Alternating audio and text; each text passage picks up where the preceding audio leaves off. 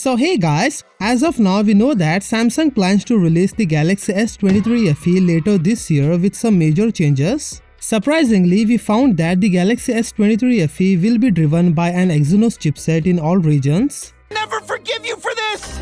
Most fans, including myself, were disappointed because we were hoping for a Snapdragon 8 Gen series CPU in an S23 FE at a reasonable price. Anyway, we have been told that the Galaxy S23 FE will be driven by the Exynos 2200 SoC. And while this may appear to be a major problem given the negative press surrounding the Exynos CPU series in recent years, but I believe the Galaxy S23 FE, which uses the Exynos 2200 SoC, should be nothing to worry about.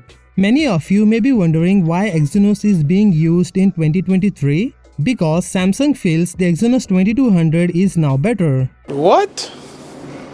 Let me explain. The Exynos 2200 CPU had a difficult start. In case you didn't know, Samsung first used this SoC in its top Galaxy S22 series in some markets. Although it wasn't the most optimized processor at the time, it was Samsung's first ever SoC to include AMD's brand new Eclipse GPU. Thankfully, 1 year after the Exynos 2200's arrival, things are looking a lot better. The Galaxy S22 feels like a rock-solid phone with no glaring stability or performance issues, especially after the One UI 5.0 and One UI 5.1 updates. Samsung appears to have worked out and optimized its unusual Exynos 2200 CPU to be the best of its abilities. And curiously, the company did a similar thing with the Exynos 1280 that powers the Galaxy A53 with the mid-range phone, which now provides a more solid experience than it did previously. Now we get to the major point, which is the price of the S23 FE, because everything begins here. Samsung appears to be thinking of reducing the price of the Galaxy S23 FE.